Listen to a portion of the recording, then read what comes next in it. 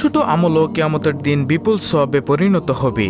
তাই ছোট বড় কোনো আমল ও সৎ কাজকে অবহেলা করা উচিত নয়। তাহলে চলুন এক এক প্রত্যেকটি দোয়া ও জিকিরের কথা আপনাদের সামনে তুলে ধরি। প্রিয় দর্শক, কাজের ফাঁকে ফাঁকে অবসর সময় আপনি করতে পারবেন আজকের ভিডিওতে এমন 10টি জিকিরের মধ্যে সর্বপ্রথম জিকিরটি হলো আল্লাহুম্মা ইন্নী আসআলুকাল আফিয়া ফিদ দুনিয়া ওয়াল আখিরা। অর্থ হলো, হে আল্লাহ, তোমার কাছে আমি দুনিয়া ও আখিরাতের নিরাপত্তা ও সুস্থতা কামনা করছি।